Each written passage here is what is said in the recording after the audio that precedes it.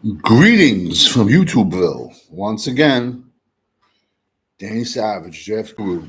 Apologize, haven't been on in about 2 weeks. Caught the Rona, and that shit's no joke. It's serious, man. It was like legit. Like the first 3 4 days were brutal. You get past the 3 4 days, you get your medication, and you're all right. But the first 3 4 days was rough, real rough. So I apologize. I haven't been making my videos. Now I got to double up on this. Today we're going to be talking part 3 of running back. I want to start one thing off with this part 3 is it might affect his draft status, it might not. Last year's returning Doak Walk Award winner, Ollie Gordon from Oklahoma State, he got arrested this past weekend for DWI. Now, is it going to knock him out of the draft? No. I mean, if he does this season like he did last season, he's not going to have a problem. You just might have an NFL team probably try to put something in his contract, like behavior standards and stuff like that, especially like with alcohol testing. It seems like they're going a little bit heavy on that after the Henry Ruggs uh, incident in Las Vegas. So I just wanted to get that thrown out of the way about Ollie Gordon. But he still can be a legit first round pick. You get that kid in the second round, he he's a flyer. And once again, technically, I say it all the time. I catch myself. I don't like Big 12 running backs, even their skill positions, but I despise their running backs. But I like Ollie Gordon. All right, we're going to talk about this kid. He's getting a lot of love, and I just don't see it. You know me, I say it like I see it. Donovan Edwards out of Michigan, 6'1, 220. Last year, watch all the regular season games.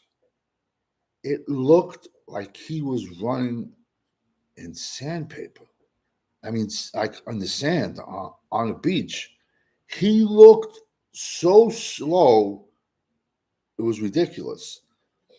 And Blake Coleman was the number one, and he was the number two would come in, but he just looked horrendous all year until the college playoff season comes around. And then once the college playoff season came around, you saw a burst out of this kid that where was his burst the entire year? Was he playing decoy? Was he banged up? You know what I'm trying to say? I don't know. We don't know. But watch all his regular season games for the people that can't find a video. Watch all of his regular season games and then compare that to the playoff games. It's like you're looking at two completely different players. If someone threw shut up. I was just joking, talking to my dog. You know I love you. You know I love you. You know I love you. So it's like he looks like two completely different players. So what Donovan Edwards are we going to see in the fall this year? Considering that Michigan is only returning one offensive starter, a tight end, and they have a running quarterback, run first, pass second quarterback, they're going to look to pound the ball, pound the ball. But my only question is they lost their entire offensive line from last year. So now they have to play 6, 7 starters because they always come out in a jumbo package, and we don't know what we're going to see with this kid. Like I said, if you go watch regular season to the playoffs, you would think it's two completely different people. Next kid, Devin Neal out of Kansas. This kid's a flyer. 5'10, 210. Over 31 career touchdowns in college. He's he's going to have to be used in a rotation because he's not big enough to back. He's not big enough to be a 3-down starter in the NFL. He's 5'11", 210, but he's not big enough. So if you can rotate him in, that's great value. That's great value. Like I said, I don't know. It's early, but I predict this season's running back class to be better than last year's running back class. And like I said, we're not ranking people at all. We're just throwing out 5 names to watch out for.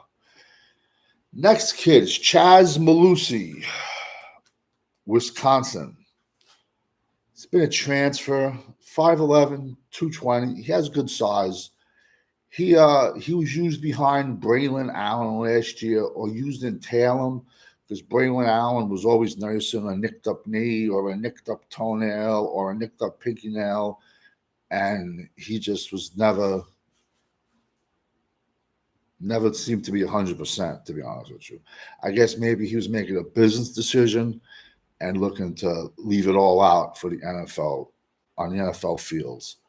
He was my running back 5, but his size doesn't match his production. Everybody says, oh, he ran a 40 this, he ran a 40 that. He never ran a 40. He didn't run a 40 at the combine, and he didn't run a 40 at his pro day. So he's young. So but we're going to see what he's going to do this year when he's playing against the big boys with the Jets.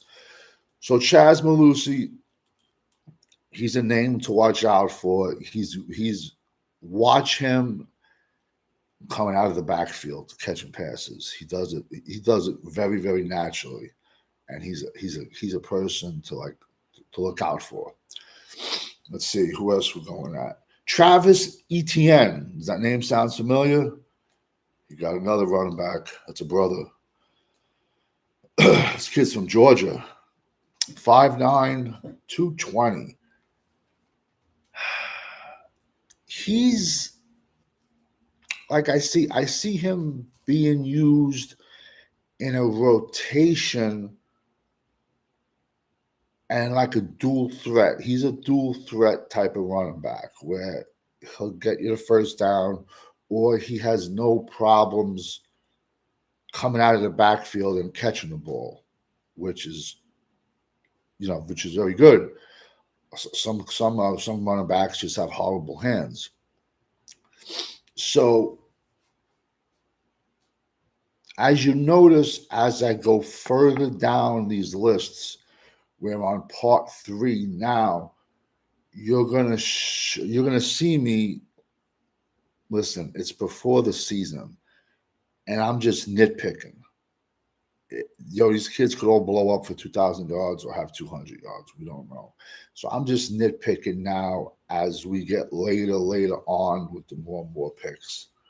But that kid, I'm just nitpicking him. He just has to stay healthy, and he'll do good. Now, the next kid, this kid's probably the best kid out of the 5 that I just mentioned. And I definitely see this kid being a top 10 running back. This running back class is loaded. I thought, excuse me, I thought last year's class was loaded. This year's loaded. Ashton Gentry, Boise State. My only knock on him would be he's 5'8", 200 pounds. Listen, that's nothing that an athlete of his caliber, can't lift. And I'm sure he could be 210 at the combine. I'm trying to say? These guys are all genetically gifted, so they're freaks. They could just walk past the gym and gain muscle. He had over 1,000 yards last year rushing. Then he had over 500 yards receiving. Out of all these names I gave you today, he's like the top dual threat guy. And barring injury, 100% he'll be a top 10. He'll be a top 10 running back for this draft. Like I said, the further we go down, the more the more I'm gonna just like nitpick little things that I like or dislike about people. But that's why I'm throwing a monster like him. I could have threw this kid's name. This kid's going to be a top 10 pick, top 10 running back pick. I could have threw this kid's name out the first part one. What fun is that? You know what I'm trying to say? So I'm giving you regular guys to look out for. I'm giving you superstars. I'm giving you potential picks. So it all depends. So let's see. We got 1, 2, 3, 4, 5. We did our 5 today. Like I said, I apologize. I haven't been on more, just been sick. Tomorrow, we're going to do offensive tackle, part 3. After that, after we work our way through all the positions, we're going to swing back around and do part 4 for every position. And we'll have 20 picks at each position. And then we'll do quarterbacks. And to be honest with you, just for fun, I'm gonna throw some like small sleeper school dudes in just for fun. But you're gonna laugh. Those small sleeper kids, they make NFL teams. People are like, who, what, where? No, they make teams in this league. So I apologize if I'm not my gorgeous best self. Just got done getting sick. I'm still not 100%. But when you're rocking with the GWO, it's for life. Thank you.